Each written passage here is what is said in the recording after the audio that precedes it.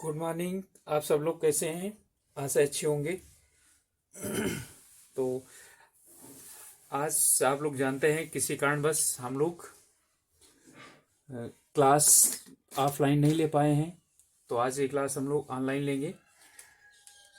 और यदि आप लोगों को लिंक में या किसी भी चीज़ में कोई प्रॉब्लम आ रही है तो घबराने की कोई बात नहीं, क्योंकि बाद में भी ये अपलोड रहेगी वीडियो, आप लोग कभी भी देख सकते हैं।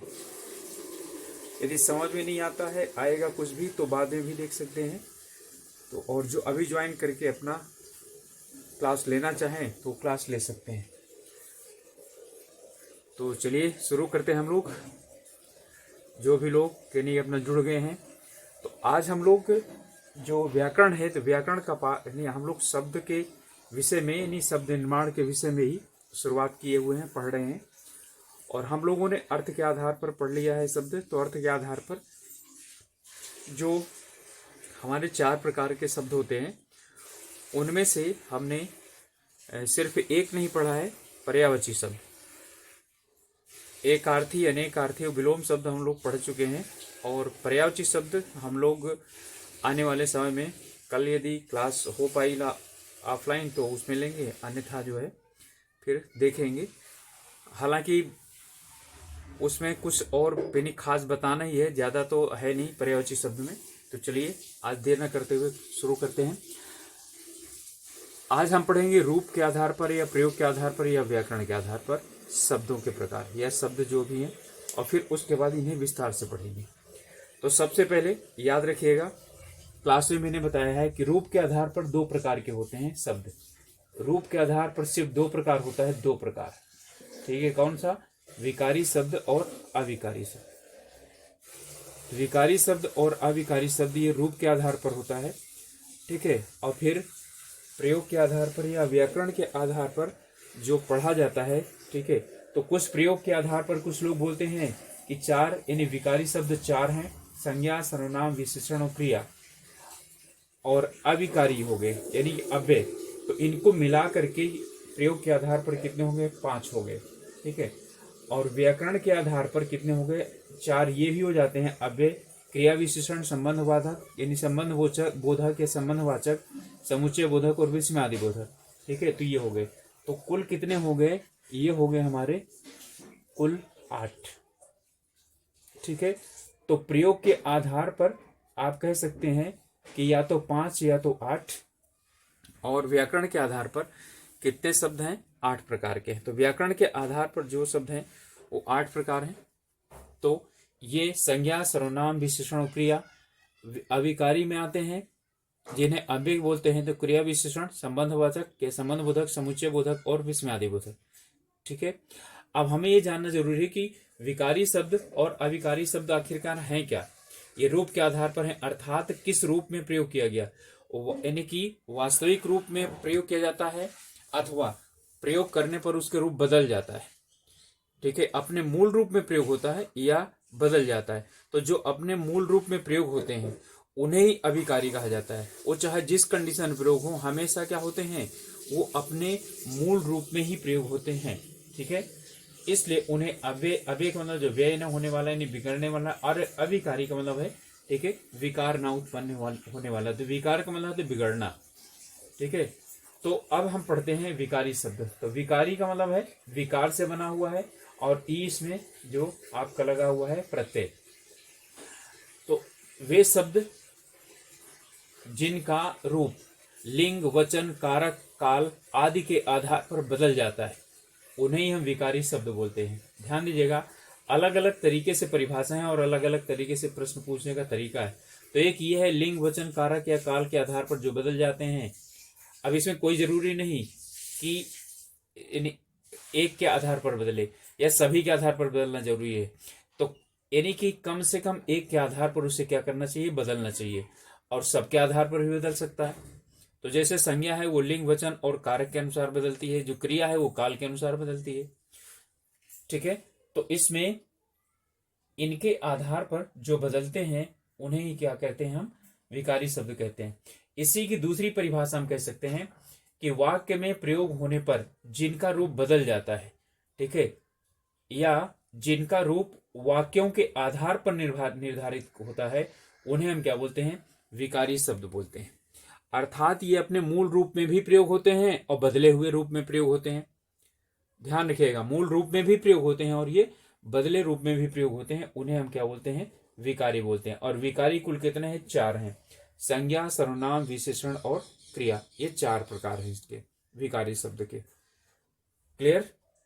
इसके बाद है अविकारी शब्द, और इन्हें मैंने लिख पहले से इसलिए लिया है जिससे कि आप लोगों का ज्यादा समय ना खराब हो, ठीक है। तो अविकारी या अव्यय शब्द, तो जिन शब्दों का रूप नहीं बदलता, ठीक है, अर्थात जिन शब्दों का रूप लिंग, वचन, कारक, काल आदि, वाच्य आदि के आधार पर नहीं बदलता है, ठीक है, उन्हें हम क्या बोलते हैं?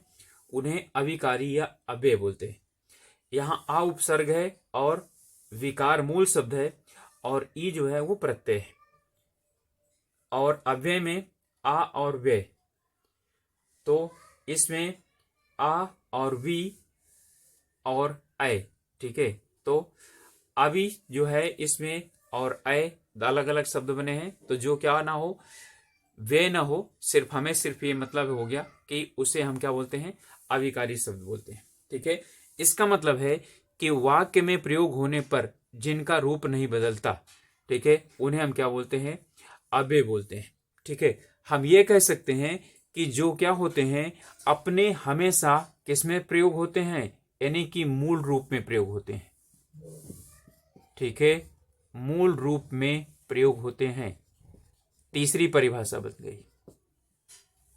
तो जो मूल रूप में प्रयोग होते हैं उन्हें भी हम क्या बोलते हैं? बोलते हैं क्या?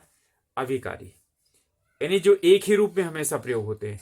चौथी परिभाषा, तो ये तो आप लोगों को अच्छी तरह से मालूम है और आप लोग इसे अच्छी तरह से क्या कर सकते हैं? इधर उधर घुमा फिरा सकते हैं कि जो एक ही रूप में प्रयोग होता है, ठीक है, उसका और दूसरा रूप होता ही नहीं है, उसे हम क्या बोलते हैं? अविकारी या अव्यय कहते हैं।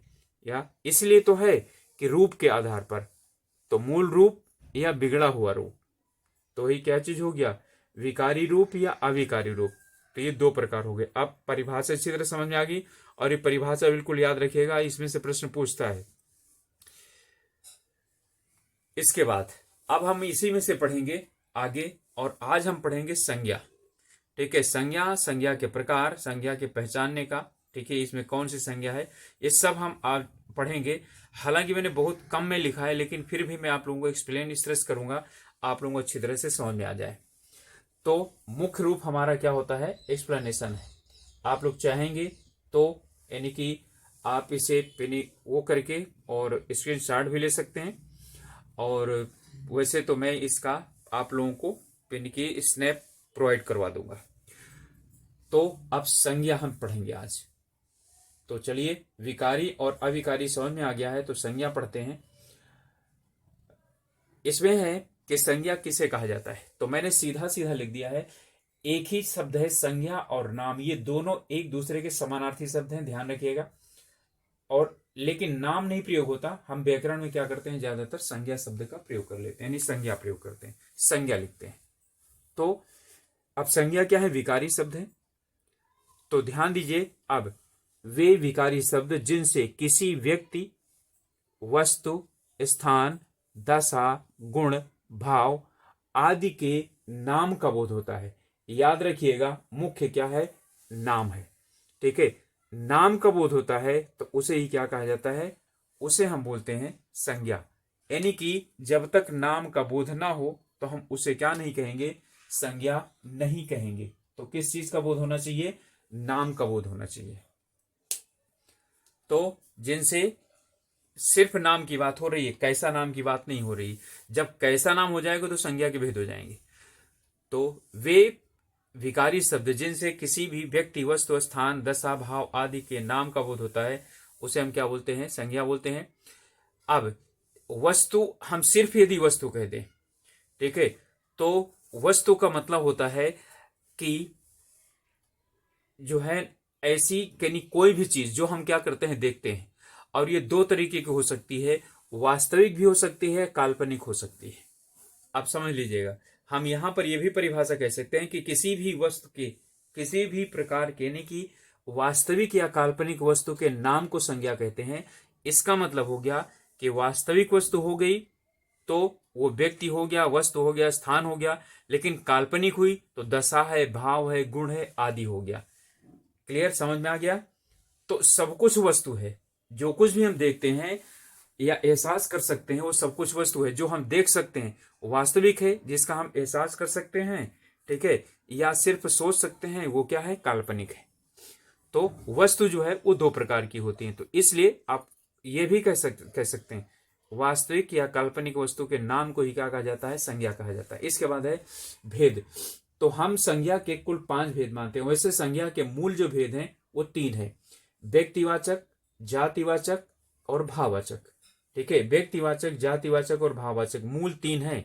संज्ञा के मूल भेद पूछे तो 3 है, लेकिन जब पाश्चात्य जो वो आया, प्रभाव आया, तो पाश्चात्य प्रभाव के कारण इसके क्या हो गए, यानी भेदों को बढ़ाना पड़ा। तो आपको यानी कि उसमें जो संस्कृत है उसमें आपको 3 ही भेद मिलेंगे। ठीक है, 3 भेद की बात की जाएगी, वहां पर 5 भेद नहीं मिलते हैं, क्योंकि वहां पर अंग्रेजी का प्रभाव नहीं है। तो अंग्रेजी के प्रभाव के कारण जातिवाचक संज्ञा में ही सम्मिलित होने वाले समूहवाचक और द्रव्यवाचक को अलग अलग कर दिया गया। ठीक है, कारण क्या चीज है? क्योंकि वहां पर द्रव्यवाचक और समूहवाचक अलग अलग संज्ञाएं अंग्रेजी में। तो अंग्रेजी के प्रभाव के कारण इसलिए जातिवाचक में, समूहवाचक में और द्रव्यवाचक में आपको सबको लगता है कि जातिवाचक है, क्योंकि जातिवाचक का ही उपभाग है। ठीक है, तो मुझे लगता है आप समझ में आ गया होगा। तो जातिवाचक का ही समूहवाचक और जो हमारा द्रव्यवाचक संज्ञा है वो भाग है। तो चलिए अब इसके हम क्या करते हैं, भेद पढ़ते हैं। 5 भेदों में से हम सबको पढ़ेंगे व्यक्तिवाचक संज्ञा। ठीक है, व्यक्ति का मतलब विशेष नाम, व्यक्तिवाचक संज्ञा का मतलब सिर्फ अर्थ होता है विशेष नाम, इतना याद रखिए, हो गया। तो विशेष नाम का मतलब एक नाम। ठीक है, तो जो भी विशेषता है वो क्या है? किसी न किसी की क्या होती है? एक की होती है, वो और नहीं होती। तो जो विशेष नाम है, ठीक है, विशेष नाम का बोध कराने वाले, ठीक है, हम संज्ञाओं को ही क्या कहते हैं? व्यक्तिवाचक संज्ञा कहते हैं। ठीक है, तो चलिए किन चीजों का विशेष नाम बोध कराना? जिन संज्ञा शब्दों से विशेष यानी एक ही व्यक्ति, वस्तु, स्थान के नाम को, व्यक्ति, वस्तु, स्थान आदि के नाम का बोध हो, उसे व्यक्तिवाचक संज्ञा कहते हैं। ठीक है, स्थान के नाम का बोध होता है, के नाम का बोध होता है उन्हें। थोड़ा सा यहां पर ये परिभाषा छूट गई है। एक ही प्रकार की यानी एक ही विशेष वस्तु के, व्यक्ति का, वस्तु का, स्थान का, के नाम का बोध कराने वाली। ठीक है,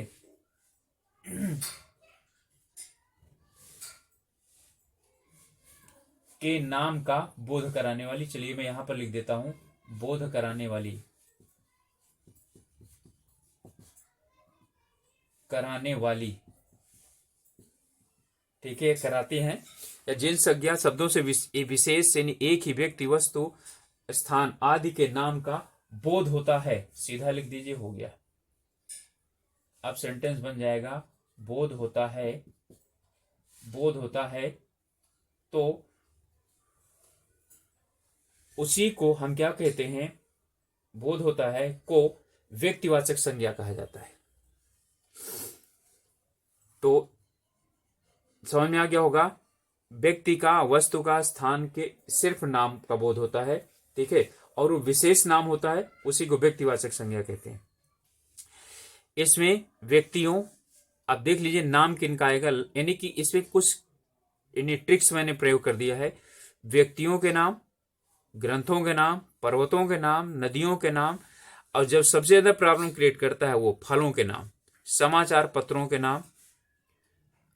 अब इसके बाद और भी है, तारों के नाम, ग्रहों के नाम, सागरों के नाम, किसी का भी जब नाम होता है, ठीक है, लेकिन वो विशेष नाम हो, संपूर्ण ब्रह्मांड में वो सिर्फ एक नाम हो, उसी को हम क्या बोलते हैं? व्यक्तिवाचक संज्ञा बोलते हैं। ठीक है, तो व्यक्तिवाचक संज्ञा हम उनको बोलते हैं। यहां पर पत्रों के नाम हम क्या कह सकते हैं, देश के नाम भी कह सकते हैं। ठीक है, देशों के नाम, नगरों के नाम, सब क्या है वो हमारे व्यक्तिवाचक संज्ञा के अंतर्गत आ जाते हैं। ठीक है, तो उदाहरण है मोहन, रामायण, हिमालय, गंगा, आम, दैनिक जागरण, सूर्य, पृथ्वी, चंद्रमा, हिंद महासागर। ठीक है, आप यहां पर क्या कर लीजिए, भारत कर लीजिए आदि। ये सब क्या हैं, ये व्यक्तिवाचक संज्ञाएं हैं। यानी ये व्यक्तिवाचक संज्ञा के लिए अब ट्रिक नोट कीजिए। व्यक्तिवाचक संज्ञा का मतलब हुआ कि पूरे ब्रह्मांड में सिर्फ एक हो।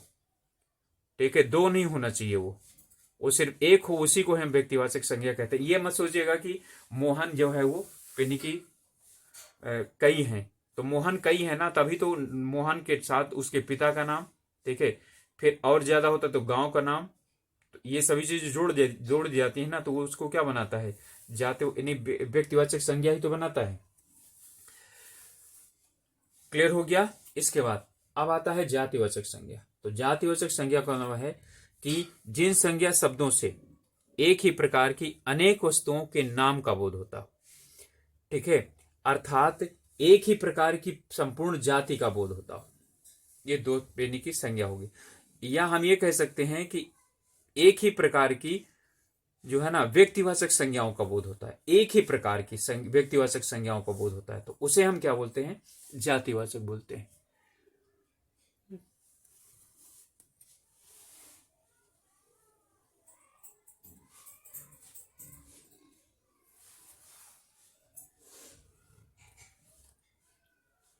ठीक है, बस ये है कि दिखना चाहिए आप लोगों को थोड़ा सा।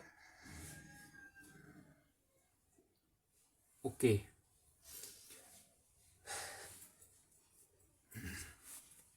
इसमें जातिवाचक का मतलब ये हुआ कि व्यक्तिवाचक का जब क्या बन जाए, समूहीकरण कर दिया जाए, अर्थात एक से अधिक व्यक्तिवाचक जब एकत्र हो जाते हैं, ठीक है, तो उसे हम क्या बोलते हैं, जातिवाचक बोलते हैं। तो इसकी दो या तीन प्रकार से मैंने परिभाषा इसकी भी बता दिया कि जिन संज्ञा शब्दों से एक ही प्रकार की अनेक वस्तुओं के नाम का बोध होता है, उसे क्या बोलते हैं, उसे बोलते हैं जातिवाचक। या एक ही प्रकार की पूरी जाति का बोध कराने वाले क्या बोलते हैं, जातिवाचक। जाति का मतलब वो नहीं है, वो वर्ण है, जाति नहीं है। जाति का मतलब है जैसे मनुष्य जाति, देश, ग्रह, तारे, ये जाति है। अब हम ये भी कह सकते हैं कि जब यानी एक से अधिक व्यक्तिवाचक संज्ञाएं हो जाएं, अर्थात व्यक्तिवाचक संज्ञाओं का समूह बन जाए, तो उसे क्या बोलते हैं, जातिवाचक बोलते हैं। ठीक है, अब इनमें कुछ ऐसे हैं जिनको आपको याद रखना है कि वो चीजें किसके अंतर्गत आती हैं, जातिवाचक के अंतर्गत आती हैं। अब कौन सी हैं, प्राकृतिक घटनाएं। प्राकृतिक घटनाएं, वर्षा, बिजली, कड़क, ये सभी चीजें क्या हैं, प्राकृतिक घटनाएं आती हैं। फिर संबंधियों के नाम। संबंधियों के नाम का मतलब है जैसे माँ, भाई, बहन, पिता। ठीक है, ये सब क्या है, ये संबंधियों के नाम है, चाचा, मामा। फिर व्यवसाय के नाम। व्यवसाय के नाम का मतलब है कोई भी व्यवसाय करता है व्यक्ति, डॉक्टर है, वकील है, ठीक है, तो जो है इंजीनियर है, ये सब क्या है, व्यवसाय के नाम इसी में आता है। फिर है पद। पद का मतलब है जितने सरकारी पद हैं, जिन्हें हम क्या बोलते हैं, पद बोल सकते हैं। मैनेजर है, अध्यक्ष है, राष्ट्रपति है, मंत्री है, प्रधानमंत्री है, सब पद के अंतर्गत आते हैं। ठीक, इसके बाद है कार्यों का नाम।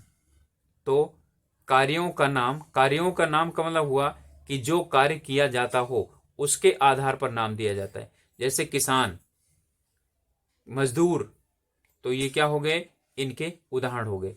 ये आप लोगों को इसलिए दिया है कि आप लोग क्या कर सके, आराम से इनका यानी कि वो कर सके, पहचान सके कि हाँ ये है, तो ये क्या हो जाएगा, इसके अंतर्गत आएगा। उदाहरण ले लेते हैं अब। पुरुष, मोहन क्या था, पुरुष था। ठीक है, मानव, मनुष्य भी कह सकते हैं हम। रामायण क्या है, पुस्तक है। हिमालय है तो कई हिमालय हो गए, यानी कि हिमालय जैसी चीजें हो गई ऊंची ऊंची, तो उसे पर्वत बोलते हैं। गंगा, यमुना आदि इकट्ठा हो जाएंगे तो नदी कह जाएंगे। आम है, केला है, सेब है, पपीता है, ये सब क्या हो जाएंगे, फल हो जाएंगे। दैनिक जागरण, अमर उजाला, ये सब क्या है, पत्र है।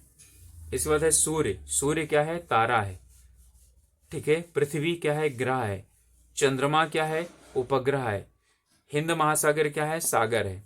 इसी तरह से अब क्या बताया मैंने, प्राकृतिक घटनाएं जैसे बिजली है, वर्षा है, ठीक है। संबंधियों का नाम भाई है, बहन है, माँ है। और व्यवसाय जैसे राष्ट्रपति है, अच्छा राष्ट्रपति तो पद के अंतर्गत आएगा, वकील, डॉक्टर आदि सब जो है ना, अध्यक्ष, ये आगे राष्ट्रपति, अध्यक्ष, किसान, मजदूर आदि, ये सब क्या है, ये व्यक्तिवाचक के अंतर्गत आएंगे। इतना याद रखिएगा। अब कुछ बात नोट कर लीजिए। एक से अधिक का बोध कराने वाली व्यक्तिवाचक संज्ञा जातिवाचक संज्ञा होती है। यानी कि ऐसा है कि जब यानी जाति व्यक्तिवाचक संज्ञा तो हो, लेकिन वो क्या करे, वो समूह का बोध करा रही हो। जब समूह का बोध कराती है तो उसी को ही हम क्या बोलते हैं, जातिवाचक संज्ञा बोलते हैं। उदाहरण क्या चीज है कि भारत में जयचंदों की कमी नहीं है, तो यहाँ जो जयचंद है ना, ये धोखा देने वाले लोगों की बात कर रहा है, ठीक है। तो धोखा देने वाले जो लोग हैं वो जयचंद होते हैं।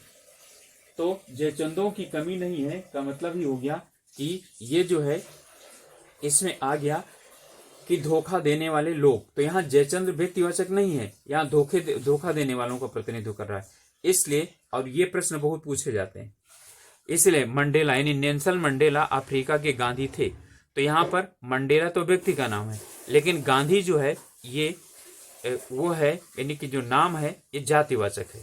गांधी का मतलब है जैसे कि गांधी जी की यहाँ पर वैल्यू रही है, राष्ट्रपिता रहे हैं और उन्होंने क्या किया है उसका, यानी कि भारत के स्वतंत्रता आंदोलन में भाग लिया था। तो गांधी जो है, गांधी एक प्रतीक है, ठीक है। और ये क्या हो गए, जातिवाचक हो गए, ठीक है। तो गांधी जो है वो जातिवाचक हो गए। तो यहाँ गांधी शब्द महात्मा गांधी के लिए नहीं है, ठीक है, ये एक जातिवाचक का सूचक है, उनके गुण का सूचक हो गया।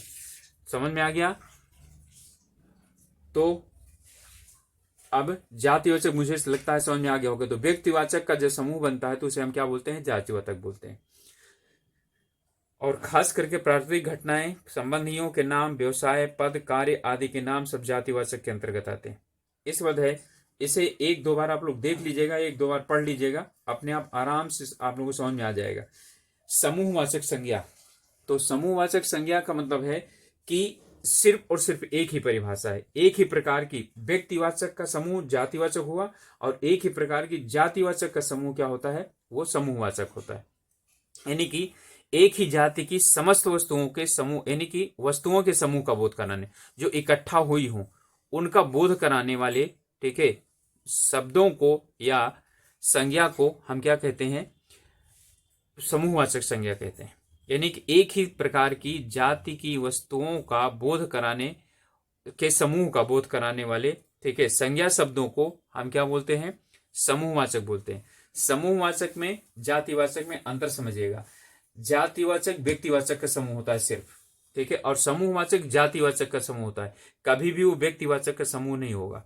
अब इसके कुछ ऐसे नाम है जो समूहवाचक संज्ञाएं हैं, जैसे कक्षा है, सेना है, समूह है, गिरोह है, संघ है, टुकड़ी है, वर्ग है, दल है, सभा है, परिवार है, ढेर है, गुच्छा है, कुंज है, गण है, ठीक है। अब इनके उदाहरण कैसे दे दिए, जैसे नारी है तो कई नारियां, नारी क्या है, जातिवाचक हुई क्या, तो नारी के साथ क्या हो जाएगा, वृंद लगेगा, तो नारी वृंद हो जाएगा।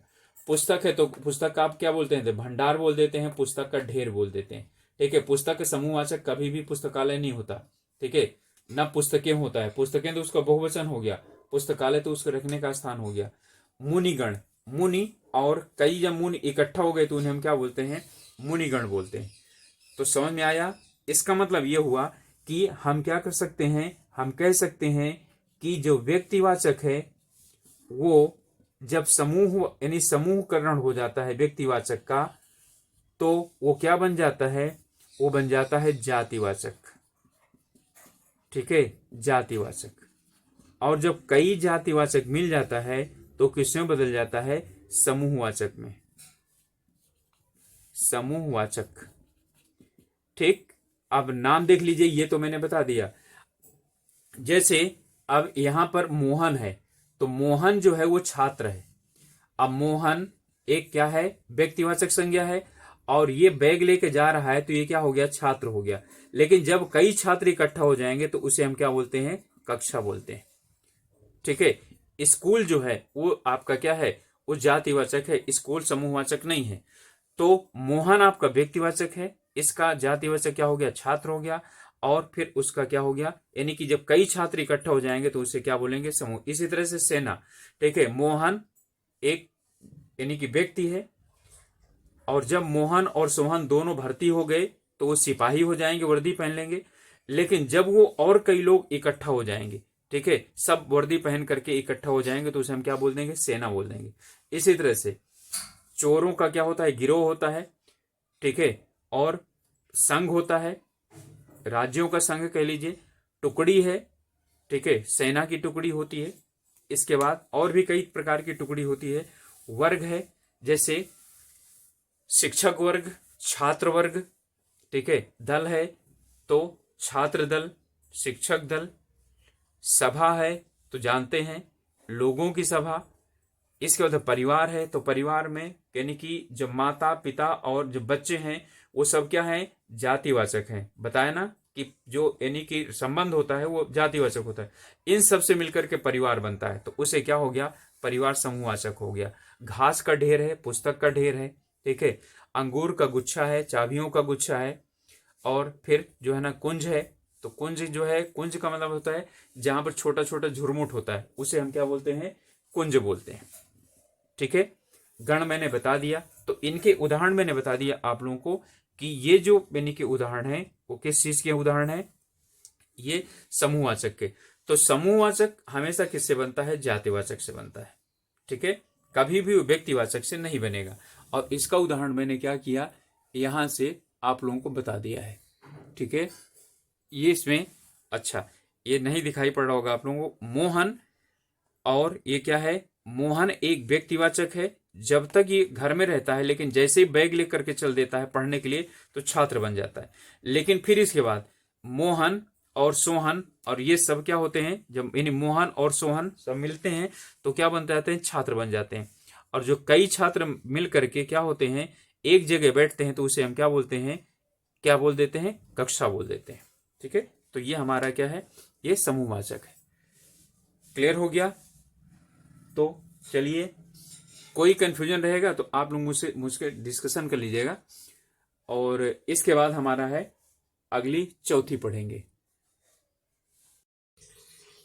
तो हमारी अगली जो संज्ञा है वह है द्रव्यवाचक या पदार्थवाचक संज्ञा। अब ध्यान दीजिएगा कि पदार्थ और द्रव्य, द्रव्य का मतलब मैटर, तो मेटेरियल नाउन ये किससे बना हुआ है, ये बना हुआ है द्रव्य से, यानी कि मैटर से बना है।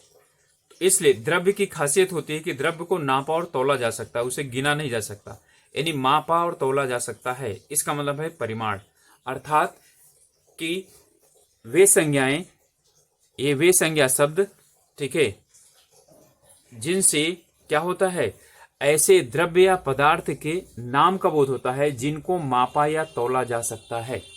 ठीक है, तो मापा या तौला जा सकता है जिनको, ठीक है, उन्हीं संज्ञाओं को हम क्या बोलते हैं, द्रव्यवाचक यानी कि संज्ञा बोलते हैं।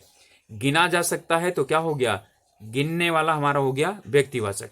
ठीक है, तो जिन संज्ञा शब्दों से ऐसे द्रव्य या पदार्थ के नाम का बोध होता है जिनको मापा या तौला जा सकता है, जिनमें क्या होता है, परिमाप होता है। तो परिमाप का मतलब है मापना या तौलना।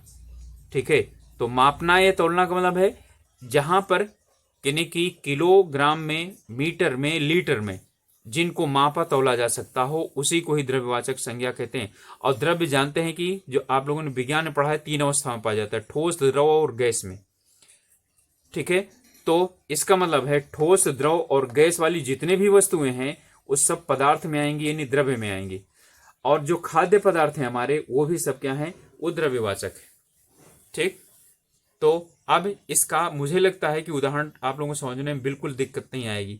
दूध, सोना, लोहा, ऑक्सीजन, पानी, ठीक है, कार्बन डाइऑक्साइड, इस सब के सब क्या हैं, ये द्रव्यवाचक है। कभी भी ये मत सोचिएगा कि कार्बन डाइऑक्साइड और ऑक्सीजन, हाइड्रोजन ये तो गैसों के नाम है, नहीं, ये द्रव्य हैं।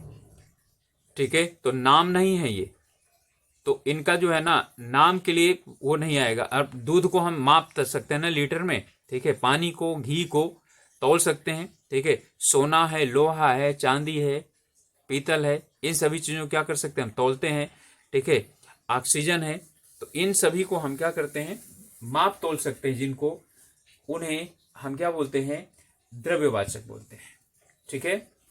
तो द्रव्यवाचक समझ में आ गया होगा।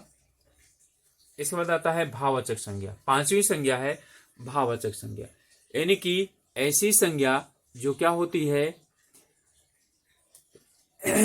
किसी वस्तु के गुण, दशा, भाव, अवस्था आदि का बोध कराती है, ठीक है, उसे हम भाववाचक संज्ञा कहते हैं।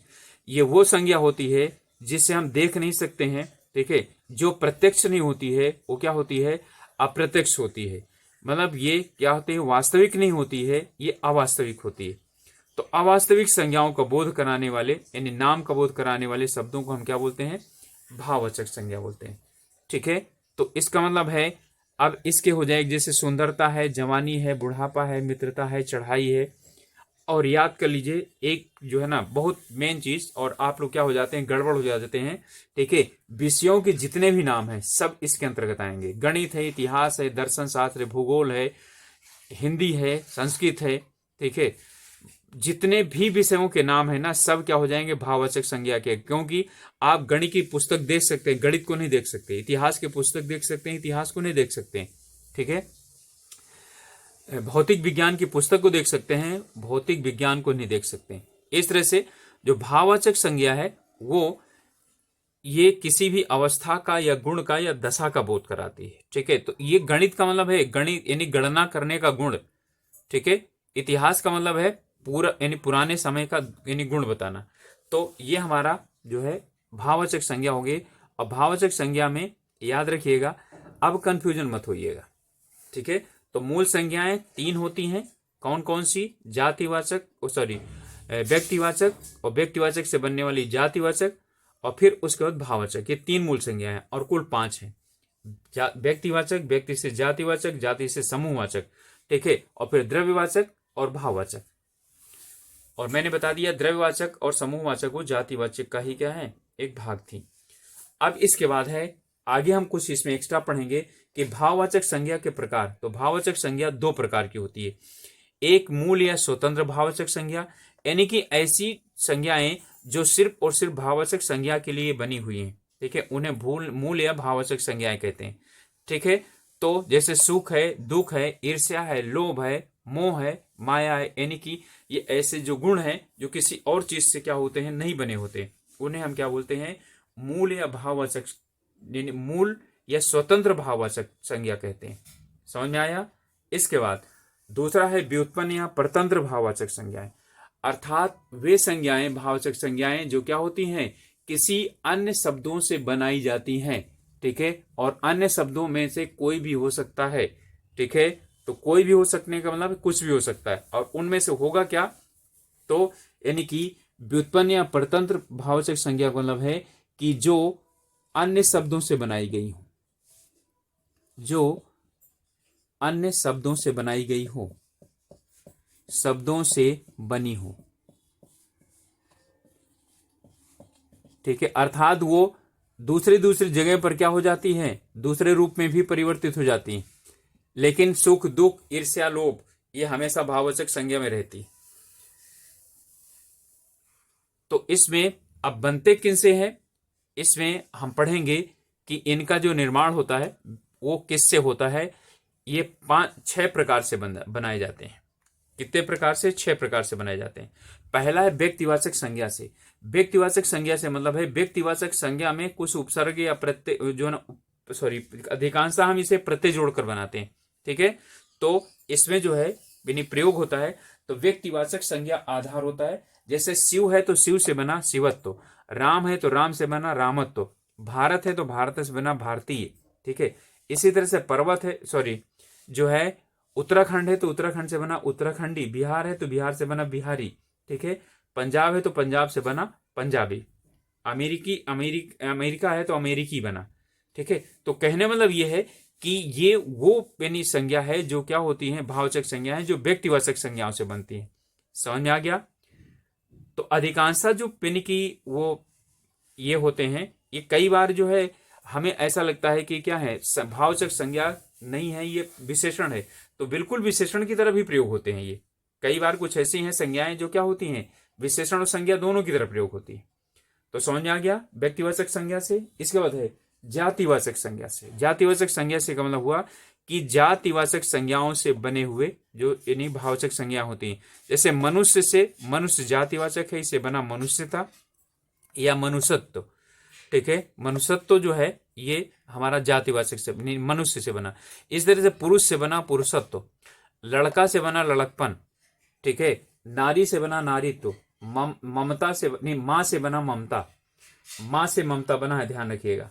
ठीक है, और इसके बाद है विशेषण से, अर्थात विशेषण शब्दों से जो सब क्या होते हैं भावचक संज्ञाएं बनाई जाती हैं। ठीक है, उन्हें हम क्या बोलते हैं, विशेषण शब्दों से बनने वाली भावचक संज्ञाएं कहते हैं।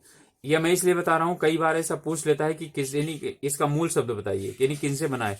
तो सुंदर से क्या बना, सुंदरता। बूढ़ा से क्या बना, बुढ़ापा। वीर से बना वीरता। ठीक है, नम्र से बना, ठीक है क्या, नम्रता। तो धीर से बना धीरता या धैर्य। ठीक है, मीठा से बना मिठाई, बुरा से बना बुराई, ऊंचे से बना ऊंचाई। ठीक है, तो ये विशेषण से बनते हैं। इस बाद है क्रिया से बनने वाले, अर्थात बहुत सी ऐसी क्रियाएं हैं जो क्या होती हैं, इसमें परिवर्तित हो जाती हैं, भावचक, ठीक है, संज्ञा बन जाती है। ठीक है, और इनको हम क्या बोलते हैं, फिर इन्हीं को ही तो इन्हीं की क्रियार्थक संज्ञा बोलते हैं। तो पढ़ाई, पढ़ना से पढ़ाई, लिखना से लिखाई, मिलना से मिलाप। ठीक है, और क्या हो जाएगा, मिलाई भी हो जाएगा। घबराना से घबराहट, मिलना से मिलावट। ठीक है, तो यानी कि मिलाना से मिलावट होगा, ये मिलना नहीं, मिलाना से मिलावट होगा। ठीक है, मिलना से मिलाप हो गया। अब और भी हैं, ये सिर्फ सामान्य से उदाहरण है जो आप लोगों को बताने थे। सर्वनाम से इस तरह से बनता है, सर्वनाम से सीधे तो नहीं बनता है, लेकिन सर्वनाम जो कुछ शब्द परिवर्तित होते हैं उनसे बनता है। जैसे अपना है, तो अपना से क्या बनता है, अपनत्व या अपनापन। ठीक है, और निज से क्या बनता है, निजत्व बनता है। अब मम है, मम का मतलब मैं। ठीक है, मम से बनता है ममत्व। ध्यान रखिएगा, यहां मां से बना है ममता और ये मम से बना है ममत्व। ठीक है, तो ये मम से है ममत्व हो गया, निज से हो गया निजत्व हो गया। ठीक है, निजवाचक सर्वनाम। इस बात है अव्यय से। अव्यय का मतलब होता है कि हम क्या करते हैं, इसके साथ कुछ अव्यय जोड़ देते हैं। ठीक है, अथवा ये करते हैं कि कुछ हम प्रत्यय जोड़ देते हैं, तो हम उनको प्रत्यय। और ये प्रश्न पूछा गया है, जिनके पीछे क्या लगता है ये अव्यय लगा होता है, वो कौन सी संज्ञाएं होती हैं। तो किसी में भी ये अव्यय लगा हो ना, कोई भी अव्यय लगा हो, वो सब क्या होती हैं, भावचक संज्ञाएं होती हैं। क्लियर, यानी कि किसी के साथ भी, किसी भी शब्द के साथ अव्यय लग करके बना हुआ है संज्ञा, तो वो क्या होती है, भावचक संज्ञाएं होती हैं। ये हमेशा नोट कर लीजिए। अब जैसे ई है, अन है, आव है, ता है, त्वा है और पन है, ये सब क्या होते हैं, ये अव्यय ही है। तो निकट, निकटता से बना, यानी निकट से बना निकटता। ठीक है, लिखना से बना लिखाई। अब ये मत समझिएगा ये सब इन्हीं में से आएंगे। ठीक है, क्योंकि अव्यय लग रहा है तो ये इन्हीं से बनेंगे, यानी व्यक्तिवाचक से भी बन सकता है, जातिवाचक से। ठीक है, जैसे राम है तो रामत्व, शिव थे तो शिवत्व बना। ठीक है, विशेषण से भी, क्रिया से, सर्वनाम से भी। ठीक है, तो समीप से क्या बनेगा, समीप, समीप्य। ठीक है, फिर इसके बाद नीच से क्या बनेगा, नीचाई। ठीक है, बूढ़ा से बना बुढ़ापा। ठीक है, और क्या बना, दूर से बना, ठीक है, दूरी। तो ये ने की अव्यय से बनने वाली क्या थी, भावचक संज्ञाएं थी। और मुझे लगता है कि आप लोगों को कि कुछ काफी समझ में आ गया होगा ये। तो आशा की जा रही है कि संज्ञा, अब आप लोगों को समस्या नहीं आएगी संज्ञा को पहचानने में। ठीक है, और संज्ञा को बताने में। तो अब जो है यानी कि क्लास हम लोग समाप्त करते हैं, और फिर इसके बाद देखते हैं कि कल किस प्रकार से यानी सिचुएशन होती है। तो यदि संस्थान खुला रहा तो फिर हम लोग यानी कि कोचिंग में ही मिलेंगे, अन्यथा फिर जो है ना सूचना यानी मैं आप लोगों को उपलब्ध करवा दूंगा इसी में ही जो हमारा वो है, क्योंकि कल तो बैठक का वापसी है। तो ठीक है, तो अब हम लोग क्लास समाप्त करते हैं। आप लोगों का दिन शुभ हो, और आप लोगों को यदि कोई चीज़ समझ में नहीं आई हो इसमें तो आप कमेंट करके भी पूछ सकते हैं, नहीं तो क्लास जब हम यानी फेस टू फेस होंगे तब भी पूछ लीजिएगा। और वैसे मैंने इतनी कोशिश की है कि आप लोगों को समस्या ना आए, ठीक है, समझने में। तो मिलते हैं अगले क्लास में, तब तक के लिए अपने स्वास्थ्य का ध्यान रखिए, पढ़ाई कीजिए। All the best.